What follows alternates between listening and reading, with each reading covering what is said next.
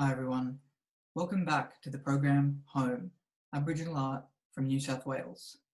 I'm Liam, a Kamilaroi artist and Programs Assistant at the Art Gallery of New South Wales, and last time we were introduced to the Kamilaroi and Wiradjuri artist Michael Riley. Let's take a closer look at how Michael Riley's photography has been inspired by his love for country and community.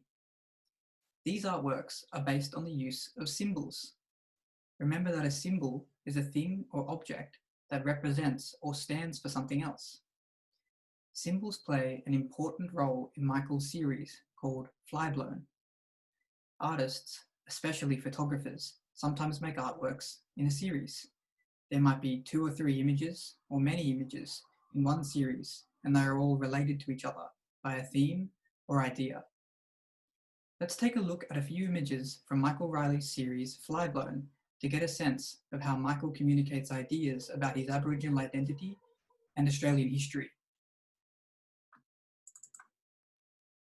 In this untitled work, we are presented with a close-up image of the Australian landscape. Set against the backdrop of a bright blue sky, a field of grass seems to be gently swaying in the wind. How was Michael positioned to frame the landscape in this way? Imagine you were in this position. What would you see if you stood up and looked around? What kind of country would you be in? And what would the weather be like? Although it might appear like quite a simple image, for Riley the landscape here can be a symbol of freedom.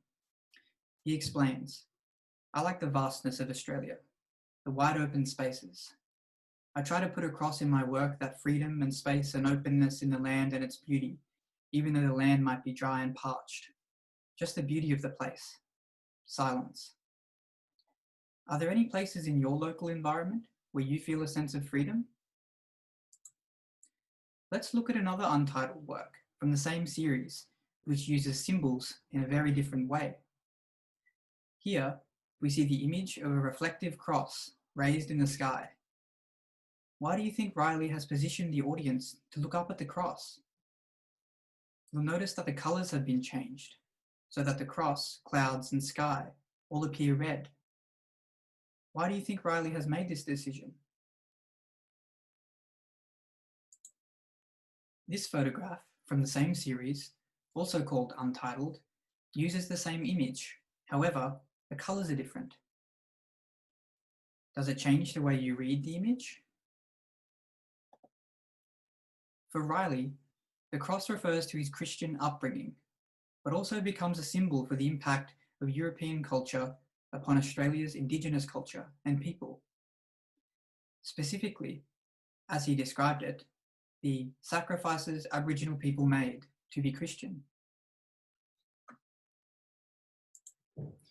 In the last video, we asked you to think about what objects might symbolize you. How did you go collecting them? You may have collected objects that reflect your culture, religion, childhood, or favourite memories. In this final image, called Untitled, Michael makes connections between the landscape and the use of symbols. In contrast to the first image, which featured long, breezy grass, here we see a dead galah spread across a drought-stricken landscape. Both the landscape and galah become symbols for the negative way environmental damage has affected Indigenous culture and connections to country.